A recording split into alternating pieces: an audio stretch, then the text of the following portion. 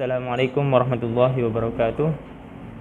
Hamdan wa syukrulillah, nahmaduhu wa nasta'inuhu wa nastaghfiruh, wa na'udzu billahi min syururi anfusina wa min sayyiati a'malina. May yahdihillahu fala mudilla lahu wa may yudlil fala hadiya lahu. Asyhadu an la ilaha illallah wahdahu la syarika lahu wa asyhadu anna Muhammadan abduhu wa rasuluhu la nabiyya ba'dahu. Allahumma shalli ala Muhammad wa ala alihi wa ashabihi ajmain, amma ba'd. Salamidi al-mahbubah, anak-anak semuanya, bagaimana kabar kalian hari ini? Insyaallah kita selalu dalam kesehatan dan kenikmatan berupa iman dari Allah Subhanahu wa taala. Anak-anak, dalam kesempatan ini, liqa ini, Ustaz akan menyampaikan tentang fadilah serta larangan kita untuk berperilaku sombong. Anak-anak rahimakumullah, Rasulullah bersabda, la yadkhulul jannah man fi qalbihi mithqala dzarratin min kibrin. Apa artinya? Yakni tidak akan masuk surga siapapun itu yang di dalam hatinya masih ada sedikit pun kesombongan. Anak-anak, sebenarnya pada hakikatnya manusia itu lemah. Kita tidak mampu untuk berbuat segala sesuatu kecuali dari kehendak Allah Subhanahu wa taala. Tahukah kalian ada sebuah kisah? Kisah ini adalah kisah nyata, kisah yang pernah terjadi di Jazirah Arab. Pada waktu itu ada sebuah keluarga yang kaya raya. Suaminya seorang yang dikaruniai harta yang banyak.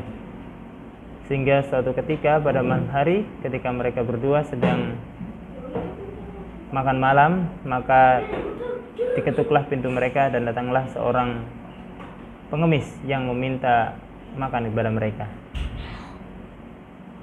Seketika itu istrinya meminta izin kepada suaminya untuk membukakan pintu dan melihat siapakah gerangan yang ada di luar. Dan ketika suaminya mengizinkan kepada istrinya, maka seketika istrinya pun membukakan pintu dan melihat bahwa di luar ada seorang pengemis yang ingin meminta makan. Seketika itu istrinya pun meminta izin kepada suaminya untuk mengambilkan sebagian makanan dan memberikan kepada pengemis tadi. Akan tetapi suami itu tidak mengizinkan kepada istrinya. Maka terjadilah perdebatan yang sangat sengit dalam keluarga itu. Sampai-sampai si pengemis pun mendengar bahwa si suami memarahi istrinya atas tindakan istrinya yang merasa iba terhadap pengemis itu. Sampai qadarullah bahwa si suami itu pun akhirnya mengalami kebangkrutan di usahanya. Dia pun harus ditagih oleh penagih hutang sampai akhirnya ia pun jatuh miskin. Sampai ketika suami itu pun bermaksud untuk menceraikan istrinya tanpa alasan dan tanpa sebab yang jelas. Si suami hanya mengatakan bahwa ia telah jatuh miskin dan tidak mungkin lagi ia bisa memberikan nafkah kepada istrinya. Walaupun si istri pun mampu untuk berperilaku sabar, tapi ini adalah ketetapan dari si suami, sehingga istri pun dengan berat hati harus melaksanakan apa yang diperintahkan oleh suaminya. Sampai pada akhirnya si istri pun menikah kembali dengan seorang pemuda yang kaya raya. Dan kemudian kejadian itu terjadi di depan matanya, dan akhirnya kejadian itu terulang atas takdir Allah Subhanahu wa taala. Hingga suatu ketika malam hari, si istri pun dalam keadaan makan bersama dengan suaminya yang kedua, maka diketuklah pintu suaminya yang kedua itu. Kemudian si istri pun kembali membukakan pintu dan meminta kepada suaminya untuk melihat siapakah gerangan yang ada di luar.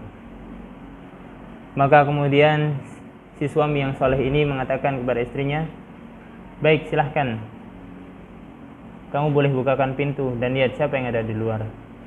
Kemudian setelah dilihat, si istri pun kaget bahwa yang di luar adalah seorang pengemis, yang tidak lain pengemis itu adalah suaminya yang pertama dulu. Maka si istri pun akhirnya kembali masuk ke dalam dan meminta kepada suaminya agar si suami berkenan untuk memberikan makanan kepada pengemis yang ada di luar. Maka ketika suami yang soleh itu pun menyuruh istrinya untuk mengambilkan makanan dan memberikan makanan kepada pengemis yang meminta-minta di luar. Kemudian si istri bertanya kepada suaminya, tahukah kamu siapa yang ada di depan itu? Maka si suami pun menjawab, tidak, saya tidak tahu. Tapi kewajiban kita adalah memberikan sebagian rezeki kita kepada orang-orang yang membutuhkan. Maka kemudian si istri pun mengatakan bahwa orang yang mengemis di depan itu adalah mantan suami saya. Dari kisah ini kita tahu bahwa sungguhnya kita itu lemah.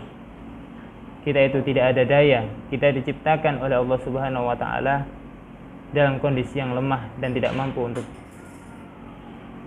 melakukan hal apapun. Bahkan segala sesuatu yang kita keluarkan dari tubuh kita tidak lain hanyalah kotoran yang akan kita buang. Maka dari sini kita tahu apa yang akan kita banggakan. Maka anak-anak semuanya, sebuah sepenggal kisah dari yang sudah Ustaz sampaikan ini, marilah agar menjadi renungan buat diri kita bahwa tidak sepatutnya kita berjalan di muka bumi ini dan kondisi sombong. Allah berfirman dalam surat Al-Isra ayat 37, A'udzu billahi minasyaitonir rajim. Bismillahirrahmanirrahim. Wa la tamshi fil ardi marha. Innaka lan takhliqal arda wa lan tablughal jibala tula. Yang artinya, janganlah kalian berjalan di muka bumi ini dengan sombong, karena sesungguhnya kalian tidak mungkin bisa menembus bumi dan kalian juga tidak mungkin bisa menjulang setinggi gunung. Anak-anakku yang dirahmati Allah Subhanahu wa taala, sedikit yang Ustaz sampaikan dalam kesempatan liqa hari ini semoga bisa menjadi pengingat bagi kita semua bahwa tiada daya dan kekuatan kecuali hanya milik Allah Subhanahu wa taala. Marilah kita dekatkan diri kita kepada Allah Subhanahu wa taala dengan cara beribadah dan menunaikan setiap hak yang telah Allah wajibkan kepada kita, sehingga Allah akan mengabulkan setiap apa yang kita minta, dan Allah juga mengabulkan setiap apa yang tidak kita minta selama hal itu baik bagi kita. Mari kita akhiri liqa hari ini dengan bacaan hamdalah alhamdulillahirabbil alamin. Akhirul kalam billahi taufiq wal hidayah. Assalamualaikum warahmatullahi wabarakatuh.